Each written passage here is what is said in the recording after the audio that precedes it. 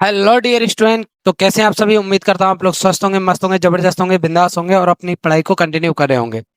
तो जैसा कि बच्चों लास्ट में हमने आपको प्रतिबिंब खींचने के नियम पढ़ाए थे। आज जो हमारा लेक्चर है वो गोलीय दर्पणों से बनने वाले प्रतिबिंब यानी प्रतिबिंब कैसे बनते हैं इस चीज को पढ़ेंगे।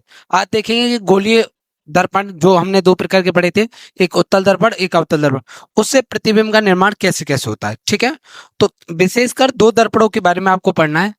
एक कौन सा है आपका? अवतल दर्पण से प्रतिबिंब निर्माण। अवतल दर्पण से प्रतिबिंब निर्माण।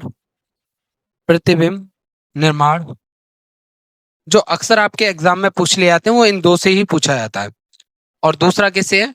उत्तल दर्पण से प्रतिबिंब निर्माण। उत्तल दर्पण से प्रतिबिंब प्रतिबिंब निर्माण। ठीक है जी। एट लास्ट समतल दर्पण से भी मैं आपको थोड़ा सा कंसेप्ट बताऊंगा। समतल दर्पण से भी, समतल दर्पण से प्रतिबिंब निर्माण। प्रतिबिंब निर्माण। ठीक है, तो कौन कौन से टॉपिक पढ़ने वाले हैं? अवतल दर्पण से प्रतिबिंब निर्माण कैसे होता है, अर्थात अवतल दर्पण से प्रतिबिंब कैसे बनाते हैं, उत्तल दर्पण से प्रतिबिंब कैसे बनाते हैं और समतल दर्पण से प्रतिबिंब कैसे बनता है। जैसा कि थोड़ा बहुत आप लोग पढ़ चुके होंगे, अवतल दर्पण से प्रतिबिंब जो निर्माण होता है 6 कंडीशन बनती है, वहीं उत्तल दर्पण से 2 कंडीशनें होती हैं। तो अब सवाल आता है कि इससे 6 क्यों और इससे 2 क्यों। ठीक है, तो चलिए समझिए आगे। देखिए सबसे पहले 6 कंडीशनें समझिए अवतल दर्पण से। अवतल दर्पण से प्रतिबिंब निर्माण। अवतल दर्पण से, दर्पण से प्रतिबिंब निर्माण। प्रतिबिंब निर्माण। प्रतिबिंब निर्माण।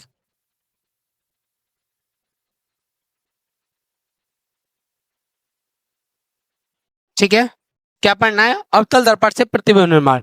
इससे 6 कंडीशनें बनती है। अब सवाल आता है 6 क्यों बनती है, जरा समझिए। देखिए ये हमारा अवतल दर्पण है, दबे हुए भाग से परावर्तन और उभरे हुए भाग पर क्या है? पॉलिश। ठीक है, अब एक मुख्य अक्ष बना देते हैं। ये हमारी मुख्य अक्ष हो गई इस दर्पण की। ये इसका ध्रुव हो जाएगा, यहाँ कहीं फोकस होगा और यहाँ कहीं सी होगा। ठीक है, वक्रता केंद्र। अब समझना 6 कंडीशन है क्या क्या बन सकती है, जरा देखो। देखो पहली कंडीशन तो ये है कि वस्तु इनफाइनाइट पे रखी हो, यानी बहुत बहुत बहुत दूरी पे रखी हो, अनंत पे रखी हो इससे। ठीक है, तो समझना जब वस्तु बहुत दूरी पर रखे अनंत पर, तो अनंत कहीं यहाँ होगा। यहाँ कोई पॉइंट बना लीजिए, ये मान लीजिए अनंत है। ठीक है, तो यहाँ कहीं वस्तु रखी होगी, तो ये रख दिया हमने। वस्तु कहाँ रखी हुई है? अनंत पर रखी हुई है। ठीक है जी, पहली कंडीशन तो ये बन जाएगी, जब वस्तु कहाँ रखी हुई है? अनंत पर रखी हुई है, फर्स्ट कंडीशन। ठीक है, मैं ये बता रहा हूँ 6 कंडीशन क्यों बन रही है और वो कौन कौन सी 6 कंडीशन है। ठीक है, एक बार तो जब वस्तु को आप कहाँ रख सकते हो? अनंत पर रख सकते हो। दूसरी स्थिति कहाँ रख सकते हो? अनंत और सी के मध्य में। अनंत और सी के मध्य, इनके मध्य में कहीं भी रख दो जहां तुम्हारा मन करे। तो ये रख दी, ये बन गई दूसरी कंडीशन। जब वस्तु कहाँ रखोगे आप? अनंत और सी के मध्य में रखोगे। ठीक है, तीसरी कंडीशन कहाँ बना सकते हो? जब वस्तु को सी के ऊपर ही रख दो, ये तीसरी कंडीशन बन जाएगी। ये तीसरी कंडीशन हो गई। तो अब चौथी कंडीशन कौन सी हो जाएगी? अब सी और एफ के मध्य में रख दो। कहाँ रख दीजिए? सी और एफ के मध्य में। ठीक है, ये चौथी कंडीशन हो जाएगी। फोर्थ, पांचवी कहाँ हो जाएगी? अब एफ पर रख दो। कहाँ रख देंगे? एफ पर। ये हमारी पांचवी कंडीशन हो जाएगी, जब वस्तु एफ पर रखी है। और एट लास्ट कंडीशन क्या हो जाएगी? कि पी और एफ के मध्य में रखी हो। पी और एफ के मध्य रखी हो। ये कुल मिला के 6 कंडीशन बनेंगी। इन 6 कंडीशनों से बाहर कहीं भी नहीं होगा। आप वस्तु को इधर साइड में रखोगे दर्पण के सामने, और दर्पण के सामने कहीं भी रख लो, वस्तु इन 6 कंडीशनों में आएगी। अगर मान लिया अनंत पर रखी तो अनंत पर, यहाँ कहीं इन दोनों के बीच में रखी तो सी और अनंत के मध्य में आ जाएगी, दूसरी कंडीशन। तीसरी सी पर आ जाएगी। ठीक है, चौथी कंडीशन सी और एफ के मध्य में कहीं भी रख दीजिए। पांचवी कंडीशन फोकस बिंदु पर आ जाएगी। छठवीं एफ और पी के मध्य में आ जाएगी। ठीक है, अब कुछ अतरंगी बच्चे सोच रहे होंगे कि एक काम करते हैं, पीछे यहां रख देते हैं। भाई यहाँ पर वस्तु रखने का कोई फायदा नहीं, क्योंकि इमेज नहीं बनेगी, दर्पण के पीछे से कुछ नहीं दिखता। ठीक है, तो इधर वस्तु नहीं रखें, वस्तु रखेंगे जिधर परावर्तक तल मौजूद है। कहाँ रखेंगे? जिधर परावर्तक तल मौजूद होगा उधर वस्तु रखते हैं। ठीक है, चलिए, तो 6 कंडीशन है, ये 6 की 6 को हमें पढ़ना है। पहली वस्तु कहाँ रखी होगी? जब वस्तु अनंत पर रखी हो, जब वस्तु अनंत पर रखी हो, अनंत पर रखी हो। इसमें प्रतिबिंब निर्माण देखें। दूसरी कहां पर रखी है वस्तु? अनंत और सी के मध्य। कहां रखी है? अनंत और सी के मध्य। देखिए सी ये रहा, अनंत ये रहा। जब वस्तु अनंत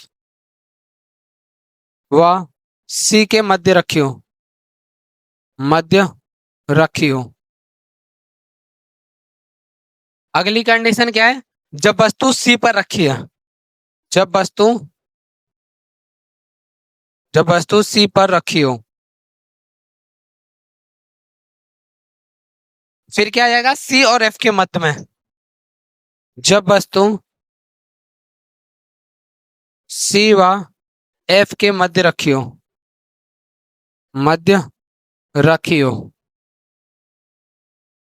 अगली कंडीशन क्या है? जब वस्तु एफ पर रखी हो, जब वस्तु एफ पर रखी हो। और एट लास्ट कंडीशन क्या है? एफ व पी के मध्य रखी हो। जब वस्तु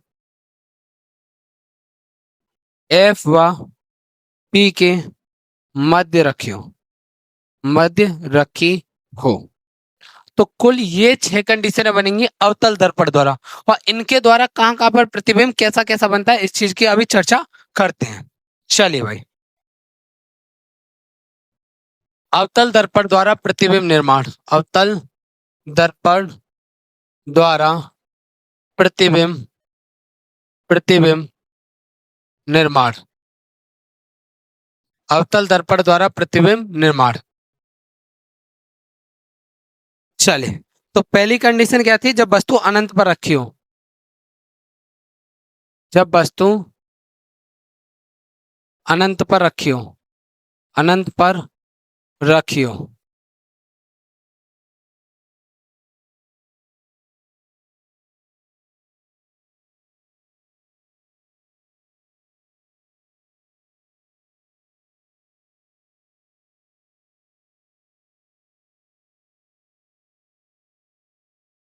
ये हमारा अवतल दर्पण है और ये हमने मुख्य अक्ष बना ली।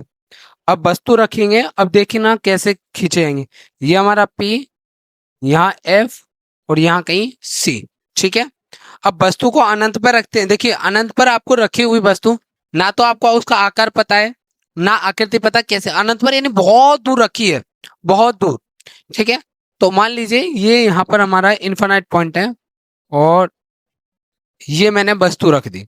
ठीक है, कहाँ रखी हुई? अनंत पर, अनंत पर। ठीक है, यहां कहीं वस्तु रखी है। तो अब समझना कैसे इसका किरण आरेख खींचा जाएगा। आपने जितने भी किरण आरेख के नियम पढ़े, ठीक है, प्रतिबिंब खींचने के नियम, वो नियमों को हम यहाँ यूज करेंगे। उनमें से 2 या 3 को यूज करेंगे। कौन कौन से पढ़े थे एक बार रिकॉल कर लेते हैं। लास्ट वीडियो में मैंने आपको पढ़ाया था गोलीय दर्पणों से बनने वाले प्रतिबिंब को खींचने के नियम। पहला नियम क्या था कि मुख्य अक्ष के समांतर आने वाली प्रकाश किरण परावर्तन के पश्चात मुख्य फोकस से होकर जाती है। तो देखिए मुख्य अक्ष के समांतर भेजी तो कहां से होकर गई थी? फोकस से होकर गई थी। ऐसे ही मुख्य अक्ष के समांतर भेजी तो फोकस से आती हुई पृथ्वी। पहला नियम ये पढ़ा था। दूसरा नियम क्या तब पढ़ा था? मुख्य फोकस से होकर जाने वाली, अगर फोकस से जाएगी कोई प्रकाश किरण तो वो मुख्य अक्ष के समांतर हो जाएगी, या फोकस की ओर जाएगी तो परावर्तन के पश्चात मुख्य अक्ष के समांतर हो जाएगी। तीसरा नियम क्या पढ़ा था? वक्रता केंद्र से होकर जाने वाली, अर्थात सी से होकर जाने वाली प्रकाश किरण परावर्तन के पश्चात सी पर ही लौट जाएगी। ठीक है, ये 3 मुख्य नियम हमने पढ़े थे। अब इन 3 नियमों को हम यहाँ यूज करें। तो देखिए मुख्य अक्ष के समांतर किरण भेजते हैं। कैसे भेजते हैं? मुख्य अक्ष के समांतर। ये मुख्य अक्ष के समांतर प्रकाश की किरण भेजी। अब देखिए इस वाले स्थान पर क्या होगा? परावर्तन होगा। इस वाले स्थान, ये मुख्य अक्ष के समांतर प्रकाश की किरण भेजी, यहां परावर्तन होगा तो कहां से आएगी? फोकस बिंदु से होकर जाएगी। ठीक है, अभी ये नियम पढ़ा था मुख्य अक्ष के समांतर आने वाली प्रकाश किरण परावर्तन के पश्चात फोकस बिंदु से होकर जाती है। पहली किरण खींच ली और कम से कम 2 किरणें आपको खींचनी, तो एक किरण यहां से भेज दो, ये भी मुख्य अक्ष के समांतर ही भेजिए। मुख्य अक्ष के समांतर गई तो परावर्तन के पश्चात फोकस बिंदु से होकर के जाएगी। ठीक है, तो किस बिंदु पर काट रही है, इस पॉइंट पर काट रही है, तो यहां इसका क्या बन जाएगा, प्रतिबिंब बन जाएगा। यहां क्या बन जाएगा, इसका प्रतिबिंब बन जाएगा। अब समझना स्थिति कहां पर प्रतिबिंब बना है। ठीक है, जरा देख करके बताइए, फोकस बिंदु पर काट रही हैं तो फोकस बिंदु पर इसका प्रतिबिंब बना है। कहां बना है, फोकस बिंदु पर। ठीक है जी, फोकस बिंदु पर, फोकस बिंदु पर। अब प्रकृति की चर्चा कर लेते हैं। प्रकृति कैसी है, आभासी है, वास्तविक है। प्रकृति, ठीक है, आप लोगों ने प्रतिबिंब पढ़े थे, 2 प्रकार के होते थे, वास्तविक और आभासी। ठीक है, तो ये प्रकाश की किरणें परावर्तन के पश्चात वास्तव में मिल रही हैं। देखिए, यहां से चली टकरा करके ऐसे चली, यहां से चले टकरा करके ऐसे, तो ये वास्तव में मिल रही है इस पॉइंट पर। तो ऐसे प्रतिबिंब को क्या बोलते हैं, वास्तविक प्रतिबिंब बोलते हैं। क्या बोलते हैं जी, वास्तविक प्रतिबिंब। वास्तविक प्रतिबिंब। कैसा प्रतिबिंब बन रहा है, वास्तविक प्रतिबिंब बन रहा है। अब आकार की चर्चा कर लेते हैं। आकार छोटा है, बड़ा है, बराबर है, कैसा है, उल्टा है, सीधा, इस चीज की चर्चा करते हैं। तो जरा देखिए, वस्तु काफी बड़ी दिख रही है, उसके कंपैरिजन में ये बिंदु की तरह दिख रहा है, तो आकार क्या होगा, बहुत छोटा, बहुत छोटा व उल्टा, बहुत बहुत छोटा व उल्टा। ठीक है, इसका मैं रियल लाइफ में एग्जांपल दे देता हूं। ठीक है, जब आप सूरज को देखते हैं तो सूरज लगभग अनंत पर है। ठीक है, उसका बहुत छोटा सा प्रतिबिंब बनेगा, सेम ये कंडीशन। तो स्थिति क्या होगी, फोकस बिंदु पर बनेगा। प्रकृति क्या होगी, वास्तविक प्रतिबिंब होगा, और आकार क्या होगा, बहुत छोटा व उल्टा। तो फर्स्ट कंडीशन तो ये रही। अब अगली कंडीशन क्या आएगी, जब वस्तु अनंत व सी के मध्य में रखी होगी। चलो देखते हैं।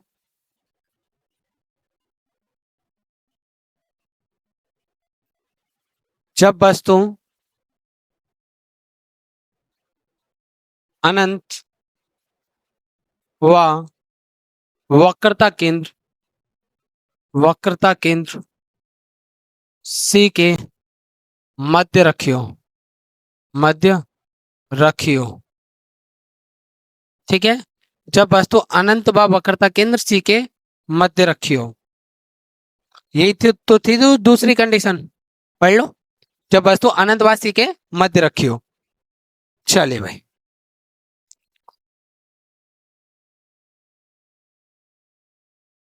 ये हमारा अवतल दर्पण हो गया।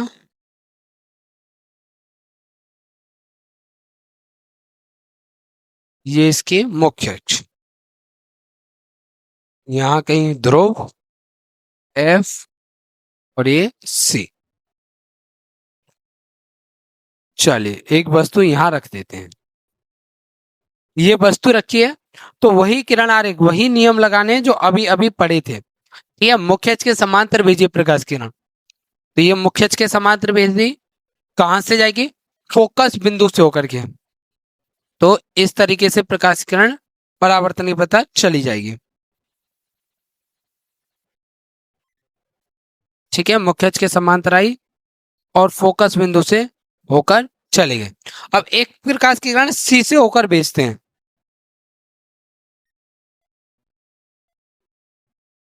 क्योंकि अभी पढ़ा था सी से गई है और टकरा करके वापस इसी रास्ते पर लौट जाएगी, क्योंकि प्रकाश की किरण जो सी से होकर जाती है वापस उसी रास्ते पर लौट जाती है। ठीक है, अब देखिए परावर्तन पश्चात कहाँ काट रहे हैं, इस पॉइंट पर काट रहे हैं।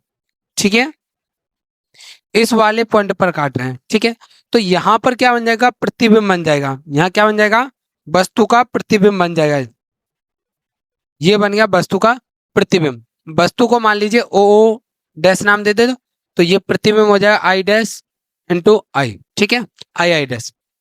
तो ये क्या हो गया, प्रतिबिंब। अब देखिए मुख्य अक्ष के समांतर भेजी प्रकाश किरण, परावर्तन पश्चात फोकस बिंदु से होकर के कुछ प्रकाश किरण सी से भेजी और वापस सी पर, तो यहां पर काट रही हैं। तो अब समझिए स्थिति कहाँ है, स्थिति किस स्थान पर बन रहा है प्रतिबिंब। तो अगर आप देखो तो सी व एफ के मध्य बन रहा है। कहाँ बन रहा है, सी व एफ के मध्य, सी व एफ के मध्य। सी व एफ के मध्य।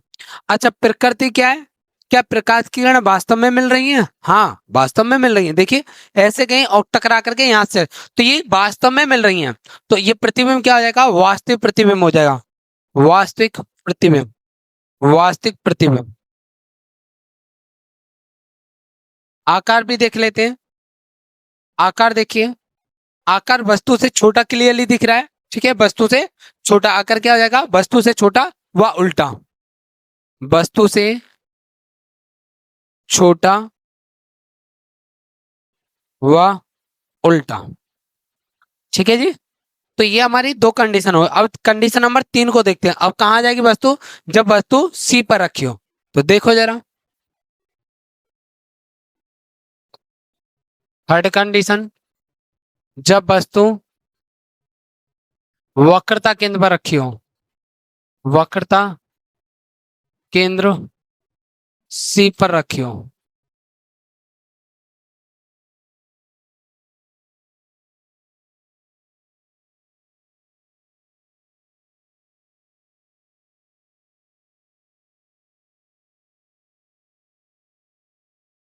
ये हमारा अवतल दर्पण और ये मुख्य अक्ष बना देते हैं।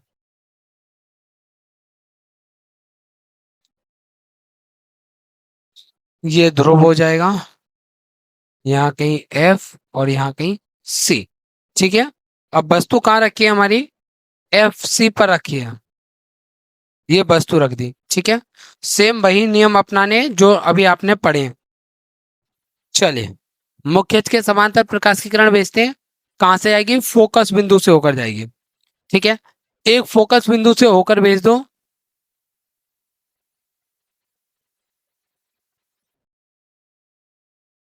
अब ये परावर्तन पश्चात यहाँ कहीं काटेगी। ठीक है।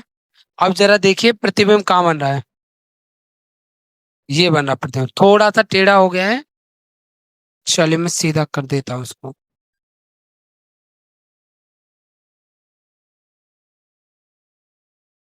ये हमारा प्रतिबिंब बन जाएगा। कैसे प्रकाश की किरण भेजिए?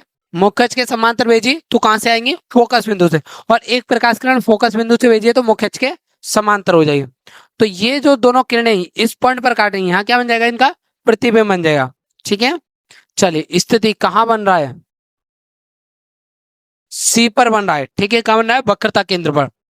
वक्रता केंद्र पर, केंद्र पर। अच्छा, प्रकृति क्या है? वास्तविक या काल्पनिक? प्रकाश की किरणें वास्तव में काट रहे हैं, इसलिए प्रतिबिंब क्या हो जाएगा? वास्तविक प्रतिबिंब हो जाएगा। वास्तविक प्रतिबिंब। आकार की चर्चा करें तो वस्तु के बराबर व उल्टा। वस्तु के बराबर व उल्टा। ठीक है। कैसा हो जाएगा? आकार की चर्चा करें तो वस्तु के बराबर लेकिन उल्टा बनेगा। अब यहाँ के बाद जितने प्रतिबिंब बनेंगे वो सारे वस्तु से बड़े बनते जाएंगे। ठीक है। देखिए जरा अगली कंडीशन देखते हैं। जब वस्तु, जब वस्तु सी व एफ के मध्य रखियो, मध्य रखियो।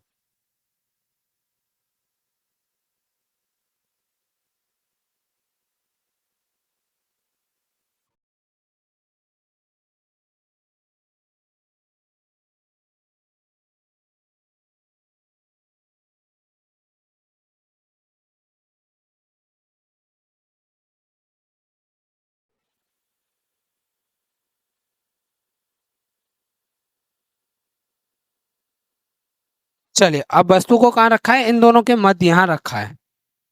ठीक है। तो प्रकाश की किरण देखिए मुख्य अक्ष के समांतर भेजेंगे। कहां से जाएगी? मुख्य अक्ष के समांतर भेजी तो परावर्तन पश्चात फोकस बिंदु से होकर जाएगी। यहां से चलिए, अब एक प्रकाश किरण फोकस बिंदु से होकर भेजते हैं। ठीक है। ये फोकस बिंदु से होकर भेजी।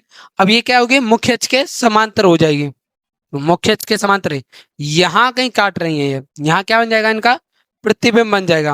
यहाँ क्या बन जाएगा? प्रतिबिंब बन जाएगा। ठीक है। ये आपकी वस्तु थी ए बी या ओ डैश मान लीजिए। वस्तु को नाम दे दो ओ ओ डैश। ठीक है, ये क्या बन जाएगा आपका प्रतिबिंब आई आई डैश। ठीक है, अब आपको विजुअली क्लियरली भी दिख भी रहा होगा कि वस्तु से बड़ा प्रतिबिंब बना है। कहाँ बना है जरा बताइए, यहाँ कहीं अनंत है तो स्थिति बताइए, स्थिति सी और अनंत के मध्य। ठीक है, सी व अनंत के मध्य, अनंत के मध्य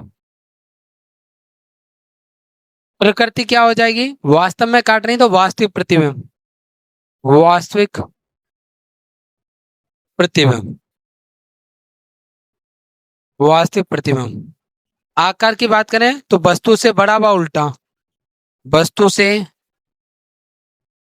बड़ा व उल्टा। ठीक है, तो ये हो गई आपकी कंडीशन नंबर 4। अब देखते हैं 5 कंडीशन, जो आपकी 5वीं कंडीशन है।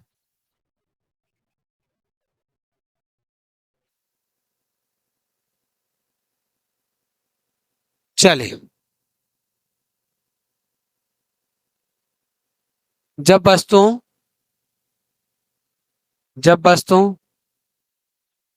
फोकस बिंदु पर रखी हो, फोकस बिंदु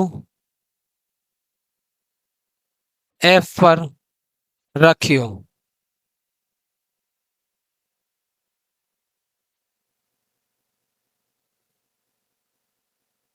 ठीक है, जब वस्तु फोकस बिंदु एफ पर रखी हो,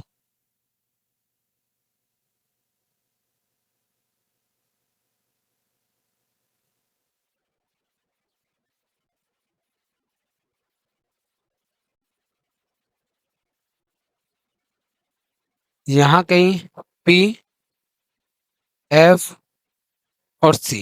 ठीक है, इसकी किरण आरेख को थोड़ा ध्यान से समझना।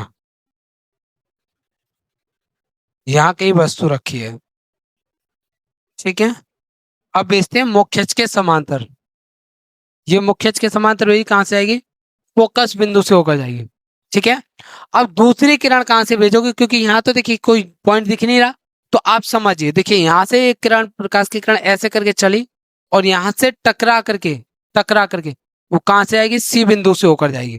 ठीक है, देखिए, क्योंकि देखिए जब सी से होकर जाती कोई प्रकाश किरण, वापस उसी रास्ते पर लौट जाती, तो ये प्रकाश की किरण पैरेलल जा रही है। ठीक है, तो कहां पर मिलेंगे, ऐसा माना जाता है अनंत पर मिल जाएंगे। कहां मिल जाएंगे, अनंत पर मिल जाएंगे, क्योंकि समांतर रेखाएं कहां मिलती है, अनंत पर मिलती है। ठीक है, तो इसका प्रतिबिंब कहां बनेगा, अनंत पर बनेगा। कहां बनेगा, अनंत पर। तो स्थिति क्या क्या हो जाएगी, स्थिति अनंत पर, अनंत पर। ठीक है, अच्छा, प्रकृति कैसी हो जाएगी, प्रकृति वास्तविक, वास्तविक।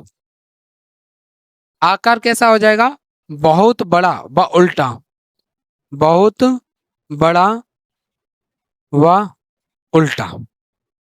ठीक है, तो ये हो गई आपकी 5 कंडीशन है अब तक। अब देखते हैं कंडीशन नंबर 6 क्या कहती है। ठीक है,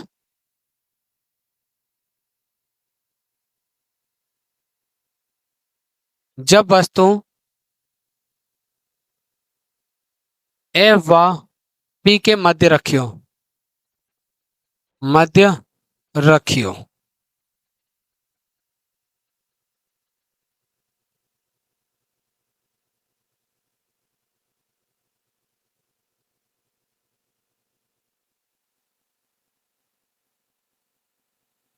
ठीक है, जब वस्तु कहां रखी हो, पी व एफ के मध्य रखी हो,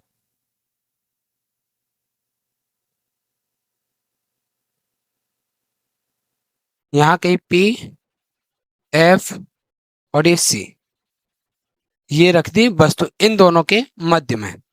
ठीक है, अब प्रकाश की किरणें भेजो, ये मुख्य अक्ष के समांतर भेजी, कहां से आएगी, फोकस बिंदु से होकर। ठीक है, अच्छा, एक प्रकाश की किरण यहां से भेज लो इस तरीके से, याद होगा ये चौथी कंडीशन है।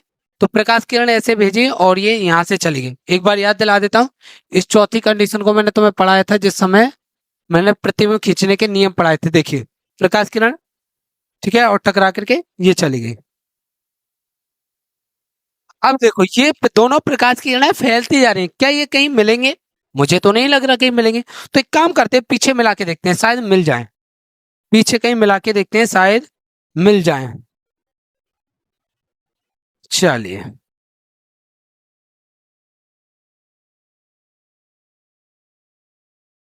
पीछे अगर मिला के देखो तो इस पॉइंट पर ये मिल रही है, इस पॉइंट पर। तो इस बिंदु पर क्या बन जाएगा, इस बिंदु पर बन जाएगा इसका प्रतिबिंब। ठीक है, ये क्या बन जाएगा, प्रतिबिंब। अब जरा देखो, ये दर्पण के पीछे बना, वास्तव में नहीं मिल रही है, मिलती हुई प्रतीत हो रही है।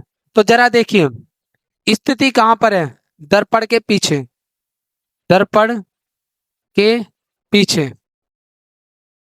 प्रकृति क्या है, वास्तव में तो मिल ही नहीं है।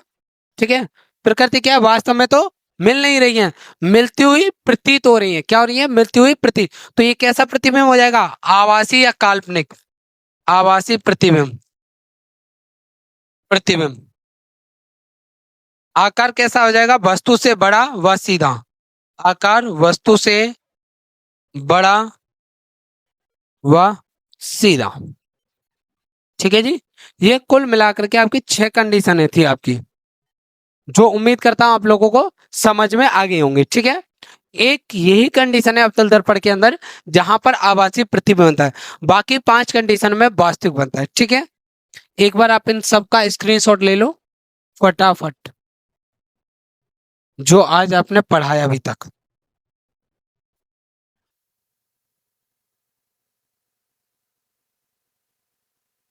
इसका लीजिए।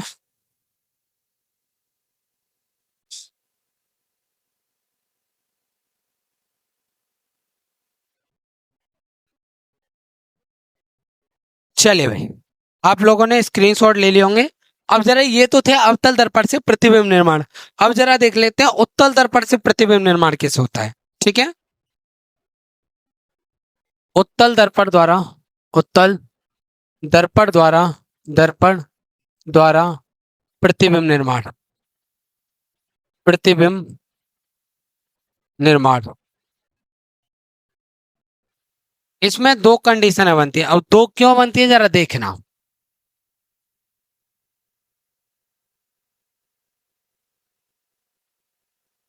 ये हमारा उत्तल दर्पण है,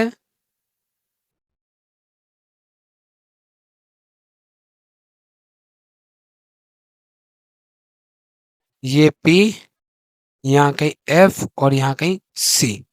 आप लोगों को ये तो पता है कि वस्तु कहाँ रखनी है। ठीक है, परावर्तक पृष्ठ के सामने रखते हैं। तो यहाँ पर केवल 2 ही कंडीशन बनेगी, यहाँ पर अनंत है, एक बार तो जब वस्तु कहाँ रखी हो, अनंत पर, और दूसरा पॉइंट है पे, एक बार इन दोनों के मध्य होगी। एक बार कहाँ होगी, जब वस्तु अनंत पर रखी होगी, और दूसरी कहाँ हो जाएगी, अनंत और पी के मध्य में, अनंत और पी के मध्य में। यही 2 कंडीशन उत्तल दर्पण में बनती हैं, इनके अलावा कोई तीसरी कंडीशन नहीं बनती है। अब कुछ बच्चे सोचेंगे गुरुजी इधर रख देते हैं, बेटा इधर नहीं रख सकते। क्यों नहीं रख सकते, ये दर्पण का पीछे वाला भाग है, दर्पण के पीछे से आपको चेहरा अपना कहाँ दिखेगा, वहां प्रतिबिंब कैसे बनेगा। तो हमेशा परावर्तक पृष्ठ की ओर रखना होता है। ठीक है, वस्तु को। तो केवल यही 2 कंडीशन है, एक जब वस्तु अनंत पर रखी हो और दूसरी वस्तु अनंत व पी के मध्य में रखी हो। तो चलिए एक एक करके जरा इनके बारे में चर्चा कर लेते हैं। ठीक है, जब वस्तु, जब वस्तु अनंत पर रखी हो, अनंत पर रखी हो, जब वस्तु अनंत पर रखी हो,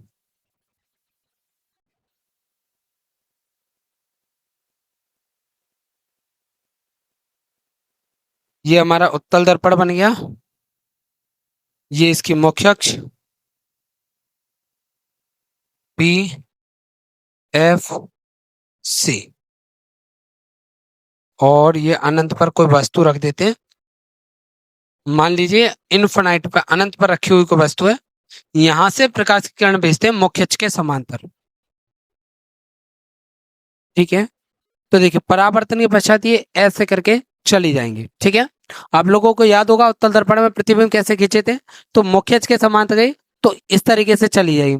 अब इसको एक प्रकाश किरण ये भेजी, और ये परावर्तन पश्चात कुछ ऐसे करके चले। अब जरा इन दोनों किरणों को देखो, क्या ये कहीं मिलेगी, क्योंकि फैलती जा रही है, इधर तो मिलने के नहीं। एक काम करते हैं, पीछे मिला के देखते हैं, शायद मिल जाए।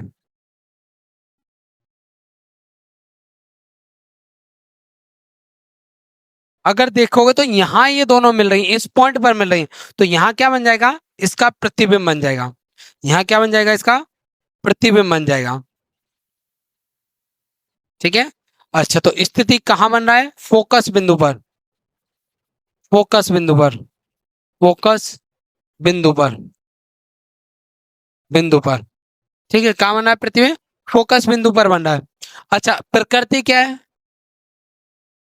प्रकृति आभासी, क्योंकि वास्तव में तो प्रकाश किरणें काट नहीं रही हैं, वास्तव में तो ऐसे जा रही हैं, पीछे बढ़ा करके देखा है तो हमें आभास हुआ है, तो ये कैसा प्रतिबिंब रहेगा, आभासी। आकार की बात करें, छोटा व सीधा, छोटा व सीधा। ठीक है, तो ये रही उत्तल दर्पण की फर्स्ट कंडीशन। अब जरा सेकंड कंडीशन को देखते हैं। जब वस्तु, जब वस्तु अनंत व, अनंत व टी के मध्य रखियो, मध्य रखियो,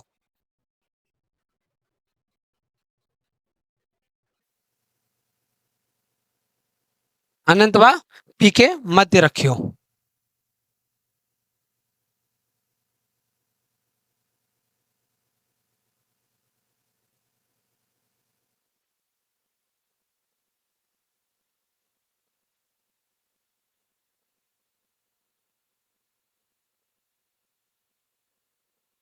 चलिए, अब वस्तु को यहां रख देते हैं कहीं। ठीक है, यहाँ कहीं अनंत है, अनंत और पी के मध्य। अब प्रकाश की किरण भेजते हैं मुख्य अक्ष के समांतर, ये मुख्य अक्ष के समांतर भेजी तो कुछ इस तरीके से चली जाए। एक प्रकाश की किरण सी की ओर भेजते हैं। ठीक है, अब यहां से टकराएगी तो वापस लौट जाएगी। ठीक है, क्योंकि देखिए यहां से टकरा करके वापस लौट जाएगी। अब एक काम करेंगे, देखिए प्रकाश की किरण ये इस तरीके से आ रही है, ये तो ये दोनों कहीं मिलेंगे नहीं क्योंकि वापस से फैल रही है, तो पीछे मिला करके देखते हैं शायद मिल जाए। सी से होकर के जानी चाहिए। ठीक है, अब देखिए किस बिंदु पर ये काटती हुई दिख रही है, हमें इस बिंदु पर काटती हुई दिख रही है, इस वाले बिंदु पर काटती हुई दिख रही है। तो ये यहाँ पर जो प्रतिबिंब बनेगा वो कौन सा प्रतिबिंब हो जाएगा, आभासी प्रतिबिंब। ठीक है, चलिए समझिए स्थिति कहां पर बन रहा है, प्रकृति क्या है और आकार क्या है, तीनों की चर्चा करते हैं। अगर देखो तो पी व एफ के मध्य स्थिति कहां है, पी व एफ के मध्य।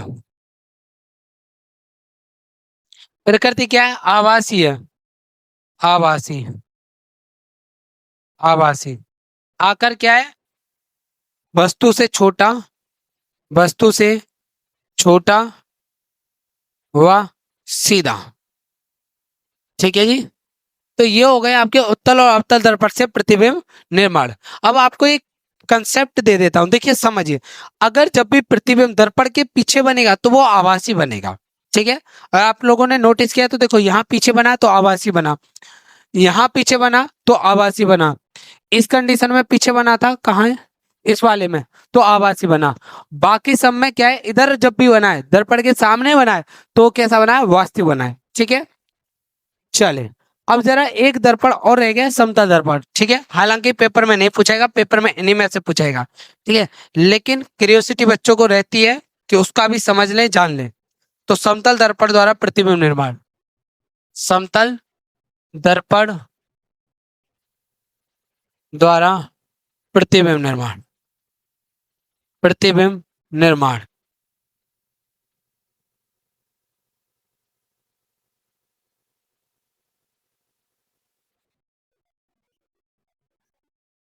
समझिए, ये कोई समतल दर्पण है और यहां मान लीजिए कोई वस्तु रखी है। ठीक है, ये वस्तु है, अब इसका प्रतिबिंब कैसे बनेगा, देखिए प्रकाश की किरण भेजिए, यहां प्रकाश की किरण भेजी, यहाँ कहीं अविलंब होगा तो वो टकरा करके कुछ ऐसे चली जाएंगे। ठीक है, एक आध और किरण भेज दो, ये किरण भेज दी और टकरा करके थोड़ा सा अलग से भेज लेते हैं। यहाँ भेज देते हैं। ठीक है, यहाँ से टकरा के कुछ ऐसे करके चली जाएगी। ठीक है, देखिए ये प्रकाश की किरण भेजिए। अगर आप अभिलंब बनाओगे तो देखिए यहाँ पर अभिलंब बना दिया है और यहाँ पर। ठीक है, ये आपतन कोण, ये परावर्तन कोण, ये आपतन और ये परावर्तन। ये प्रकाश किरण आपतन कोण पर गई और उतनी ही परावर्तन कोण पर चले। ऐसे एक प्रकाश किरण ये भेजी इस तरीके से। अब देखिए ये वापस से फैल रही है, ये क्या हो रही है, फैल रही है। पेपर में नहीं आएगा, मैं पहले ही बता दे रहा हूँ। ठीक है, ये दोनों प्रकाश की किरणें फैल रही हैं। तो पीछे तो इधर तो कहीं मिलनी नहीं, तो पीछे मिला के देखते हैं शायद मिले।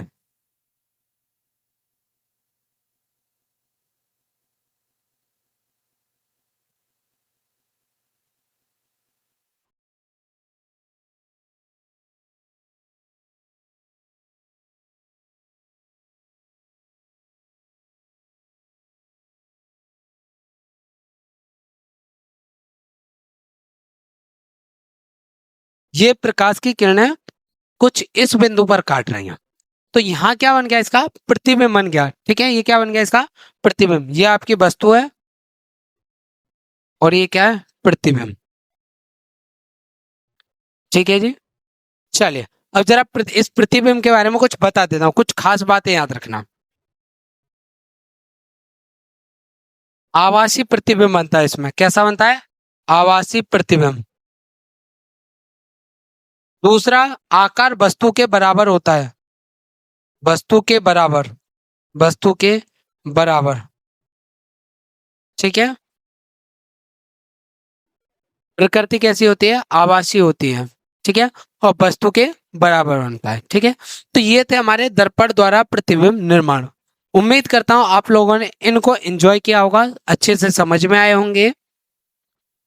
और जितने भी आपके डाउट थे अब तक इस टॉपिक रिगार्डिंग, वो भी सारे क्लियर हो गए होंगे कि प्रतिबिंब 6 ही क्यों बनते हैं अवतल दर्पण में, उत्तल दर्पण में 2 ही क्यों। ठीक है, तो चलिए बच्चों आज के लिए अपनी वीडियो को यहीं रोकते हैं। नेक्स्ट वीडियो में नेक्स्ट टॉपिक के साथ में आएंगे, जिसमें मैं आपको दर्पण सूत्र को लेकर के आऊंगा और उससे संबंधित क्वेश्चनों को कैसे हल किया था। तो चलिए नेक्स्ट वीडियो में मुलाकात होगी। जय हिंद।